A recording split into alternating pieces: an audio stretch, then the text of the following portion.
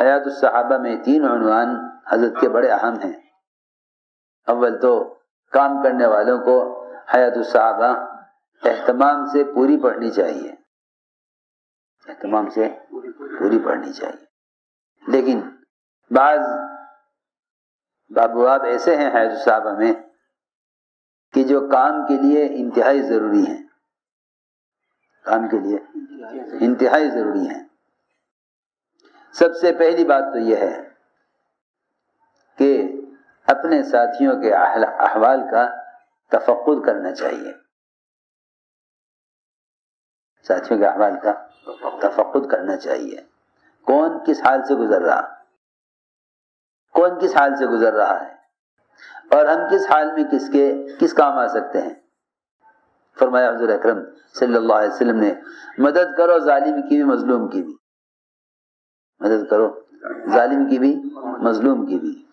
جتنا مظلوم مدد کا محتاج ہے، جتنا مظلوم مدد کا محتاج ہے، اس سے زیادہ ظالم مدد کا محتاج ہے۔ جتنا مظلوم اس سے زیادہ کیوں؟ یہ کیسے ہو سکتا ہے؟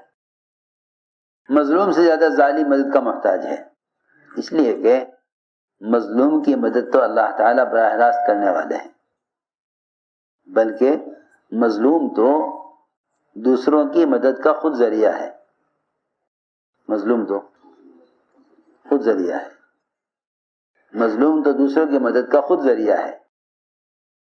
فرمایا تنصرون وتجبرون بضعفاء، سمجھے کہ تم میں جو کمزور ہیں اور مظلوم ہیں ان کی وجہ سے تمہاری مدد کی جاتی ہے۔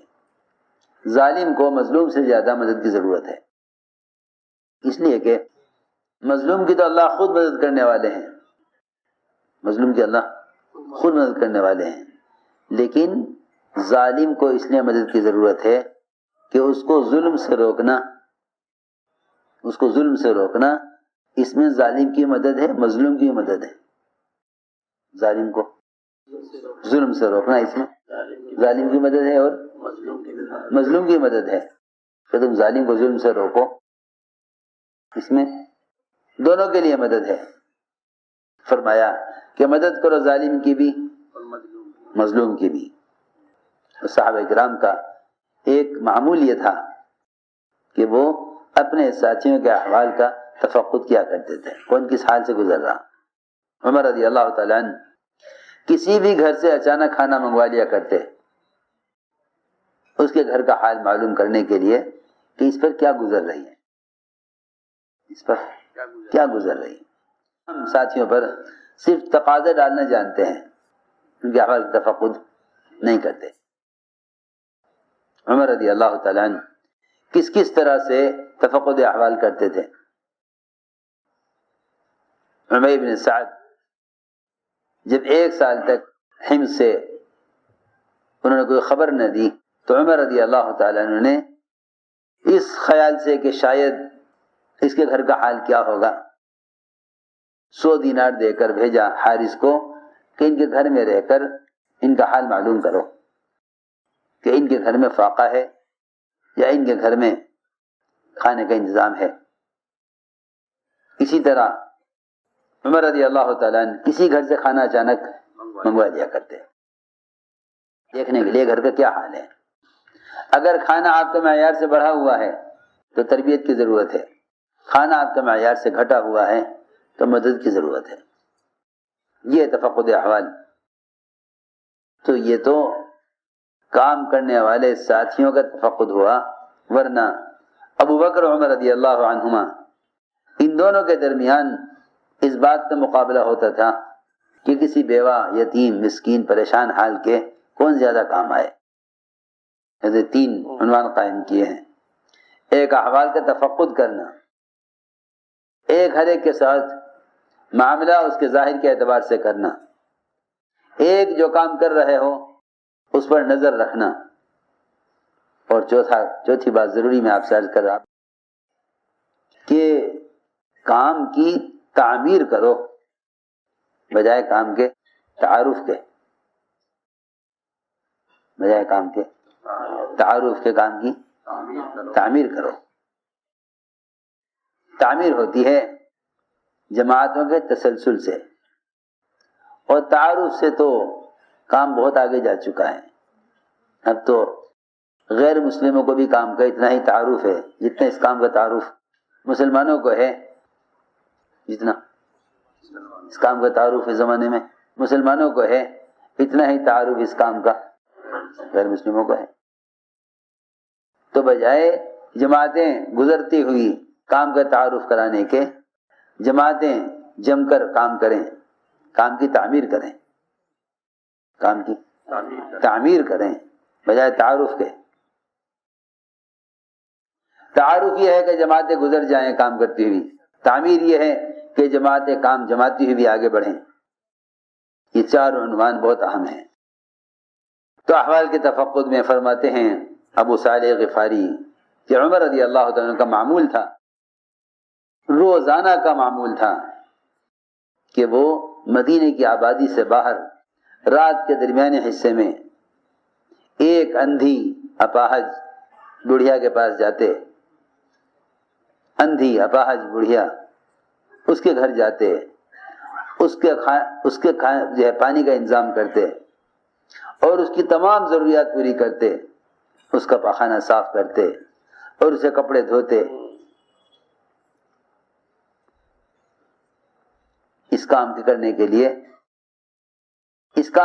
کے لیے روزانہ رات کو مدینے سے باہر اس کام کے ارادے سے جاتے. لیکن جب بھی جاتے اس کے گھر اس کی ضروریات پوری کرنے کے لیے، حضرت عمر سے پہلے کوئی شخص یہ ساری ضروریات اس کی پوری کر دیا کرتا تھا. جو بھی بڑھیا چاہتی اس کے سارے کام کوئی پہلے ہی کر جاتا. عمر رضی اللہ تعالیٰ عنہ نے بار بار آ کر اس بڑھیا کے ضروریات کو پورا کرنا چاہا، مگر کوئی شخص آتا تھا جو اس کی تمام ضروریات ان سے پہلے پوری کر دیا کرتا تھا. حضرت عمر رضی اللہ تعالیٰ عنہ کے ساتھ کئی مرتبہ ایسا ہو چکا. تو حضرت عمر رضی اللہ تعالیٰ عنہ ایک رات چھپ کر بیٹھ گئے گھات میں.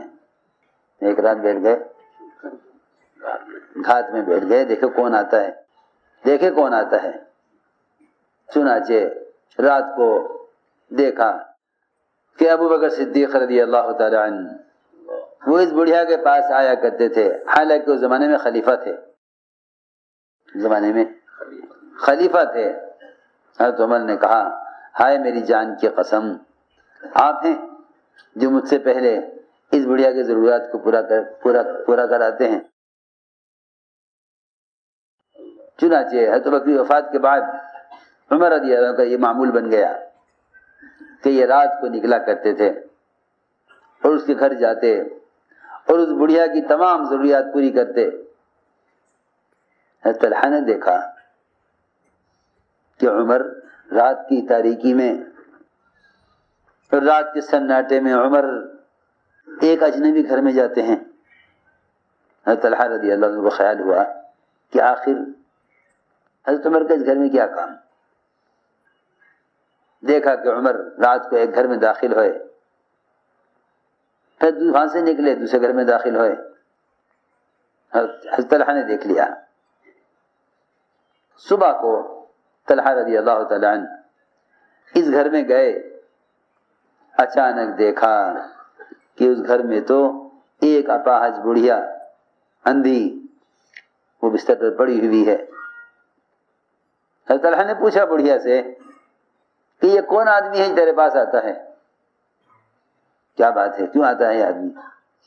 بڑھیا نے کہا کہ یہ تو میرے پاس بہت زمانے سے آتا ہے. یہ تو میرے پاس بہت زمانے سے کئی سال سے آتا ہے اور میری تمام ضروریات پوری کر دیتا ہے اور میری ہر حاجت پوری کرتا ہے اور میرا پخانہ صاف کرتا ہے، میرے کپڑے دھوتا ہے. حضرت طلحہ نے کہا یہ بات سن کر کہ اے طلحہ تجھے تیری ماں گم کرے، تو عمر کی لغزش تلاش کرنے نکلا تھا کہ عمر اس گھر میں کیوں آتے ہیں. دوسری بات یہ ہے، دیکھو بھائی، کام کرنے والوں کو چاہیے کہ اس طرح چلیں اور کام میں ایسے یکسو ہو کر چلیں کہ جس سے ساتھیوں کا اوپر سے اعتماد ختم نہ ہو. دیکھو بہت ضروری بات ہے، اپنا اعتماد کام کے اعتبار سے، اپنا اعتماد کام کے اعتبار سے باقی رکھنا ساتھیوں کے ساتھ چلنے کے لیے ضروری ہے. سمجھے نہیں؟ ساتھیوں کے ساتھ چلنے کے لیے ضروری ہے اپنا اعتماد باقی رکھو. ورنہ اگر ایک دکان کے ملازم سے بھی اعتماد اٹھ جائے تو اس سے بھی مالک کام لیتے ہوئے گھبراتا ہے. بہت ضروری بات ہے. ایسے چلو کہ ساتھیوں کا تم پر اعتماد باقی رہے. اعتماد کو کبھی بھی متاثر نہیں کرنا چاہیے، اس لیے کہ معاملہ جس کے ساتھ بھی ہوگا وہ اس کے ظاہر کے اعتبار سے ہوگا، اندر کے اعتبار سے نہیں. اس کے اندر کے اعتبار سے نہیں، معاملہ ظاہر کے اعتبار سے ہوگا. ہر شخص کو چاہیے کہ وہ اپنے ظاہر کے اعتبار سے اعتماد کو بحال رکھے. عبداللہ بن عتبہ بن مسعود کہتے ہیں کہ میں نے سنا حضرت عمر رضی اللہ عنہ فرماتے ہوئے کہ حضور اکرم صلی اللہ علیہ وسلم کے زمانے میں تو وحی کا سلسلہ جاری تھا، تو لوگوں کا مواخذہ وحی کے ذریعے ہو جایا کرتا تھا. بہت سے موقع سیرت میں ایسے ہیں کہ کسی نے چھپ کر کوئی کام کیا، وحی سے پتہ چل گیا. بہت قصے ہیں. حضرت حاتب بن ابی بلتعہ کا وحی سے پتہ چلا. اس فاسق نے جس نے حضور اکرم صلی اللہ علیہ وسلم کے زکوٰۃ وصول کرنے والے کو غلط خبر دی تھی بنو مستلق کے بارے میں، اس کا بھی پتہ وحی سے چلا. اور بہت سارے موقع ہیں. تو آپ کے زمانے میں تو حضرت عمر فرما رہے ہیں کہ آپ کے زمانے میں تو وحی کے ذریعے لوگوں کا مواخذہ ہو جایا کرتا تھا. اب وحی بند ہو گئی، اب وحی منقطع ہو گئی. حضرت عمر نے فرمایا اب ہم تمہارا جو مواخذہ کریں گے اور تمہارے ساتھ جو معاملہ کریں گے وہ تمہارے ظاہری اعمال اور تمہاری ظاہری حالت کے اعتبار سے کریں گے. جو شخص ہمارے سامنے بہتری ظاہر کرے گا، جو ہمارے سامنے بہتری ظاہر کرے گا، ہم اس پر اعتماد کریں گے اور اس کو قریب کریں گے. اور ہمیں اس کا معاملہ اللہ کے ساتھ کیسا ہے وہ جانے، اس کا اللہ جانے. ہمیں اس کے باطنی احوال سے کوئی مطلب نہیں ہے، چاہے اس کا اللہ کا معاملہ کیسا بھی ہو، ہمیں اس سے کوئی مطلب نہیں ہے. ہم معاملہ کریں گے اس کے ساتھ اس کے ظاہر کے اعتبار سے. رہا اس کا اللہ کا معاملہ تو اللہ تعالیٰ چاہے اس کا حساب لیں، چاہے اس کو معاف کریں، وہ جانے، اس کا اللہ جانے. لیکن ہم ایسے شخص کو پر اعتماد کریں گے اور اس کو قریب کریں گے، اور ہمیں اس کے اندر کے معاملات سے کوئی مطلب نہیں ہے. اللہ یحاسبہ، اللہ اس کا محاسبہ خود کریں گے. اور جو شخص ہمارے سامنے برائی کو ظاہر کرے گا، جو ہمارے سامنے برائی ظاہر کرے گا، جس کا ظاہر اچھا نہیں ہوگا، نہ ہم اس پر اعتماد کریں گے نہ ہم اس کی تصدیق کریں گے. اگرچہ وہ یہ کہے کہ بھائی اس کا معاملہ اللہ کے ساتھ بہت اچھا ہے، معاملہ اس کا اللہ کے ساتھ بہت اچھا ہے، چاہے اس کا معاملہ اللہ کے ساتھ کتنا بھی اچھا ہو، لیکن اگر ظاہر کے اعتبار سے وہ شخص صحیح نہیں چل رہا ہے تو ہم نہ اس پر اعتماد کریں گے نہ اس کو قریب کریں گے نہ اس کی تصدیق کریں گے. اگرچہ وہ یہ کہتا ہو کہ اس کا معاملہ اللہ کے ساتھ بہت اچھا ہے. عجیب بات ہے تم نے فرمائی. ایک ہے کہ کام کرنے والوں کی کام پر نظر ہو. دیکھو ہمارے یہاں یہ آمد صوبوں کی صرف اصل اس مقصد کے لیے ہے تاکہ کام پر سب کی نظر رہے بھی کام کیسے ہو رہا، سب کا اجتماعی طور پر جمع ہو کر کام کے ایک ایک پہلو پر نظر رکھنا. یہ آپس کی اجتماعیت کے لیے، وحدت کلمہ کے لیے، وحدت فکر کے لیے ضروری ہے. حضرت عنوان قائم کیا النظر فی العمل کہ دیکھو یہ دیکھیں ذمہ دار کہ جو کام کرنے کے لیے کہا گیا وہ کیسے ہوا. یہ نہیں کہ صرف ہدایت دے کر فارغ ہو جائیں، بلکہ کارگزاری ایسی سنت ہے کہ جب کارگزاری سنانے کے لیے چھوٹا آگے بڑھا تو حضور اکرم صلی اللہ علیہ وسلم نے فرمایا کہ نہیں بڑا سنائے کارگزاری بڑا سنائے.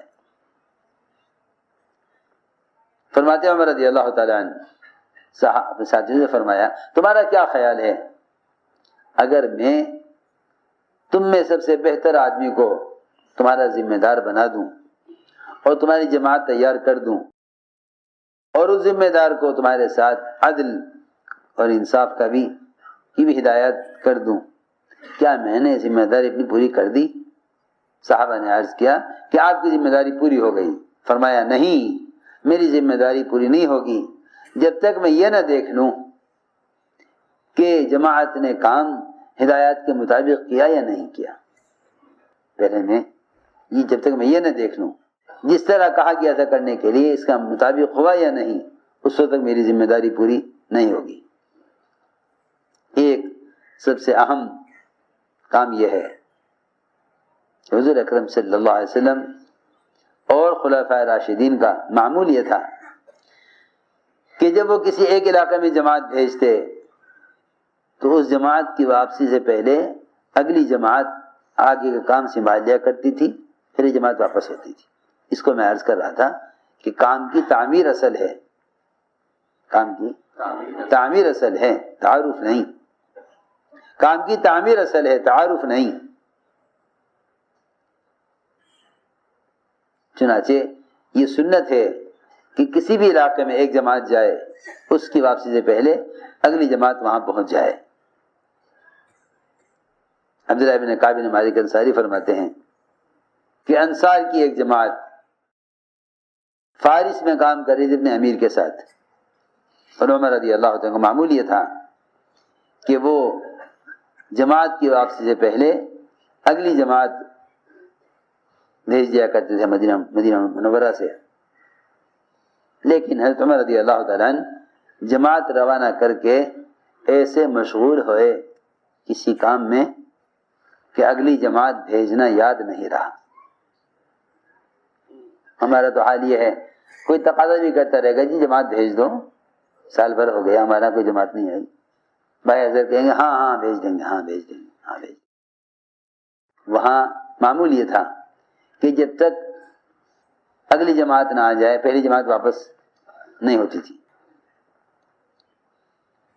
چنانچہ اس جماعت کا وقت پورا ہو گیا، جماعت کا وقت پورا ہو گیا. اب یہ انتظار میں کہ اگلی جماعت آئے تو ہم واپس ہوں، انہیں کام سپورٹ کریں بھائی اتنا کام نے کر لیا آگے تم کرو. لیکن جماعت آئی نہیں. وہ انتظار کرتے رہے یہاں تک کہ وہ انتظار کرتے کرتے جماعت مدینے واپس آ گئی. حضرت عمر نے دیکھا کہ جماعت واپس آ گئی، اگلی جماعت گئی نہیں. حضرت عمر کو سخت غصہ آیا ان پر اور ڈانٹا حضرت عمر نے انہیں، حالانکہ وہ سب کے سب صحابہ تھے. حضرت عمر نے ڈانٹا ان کو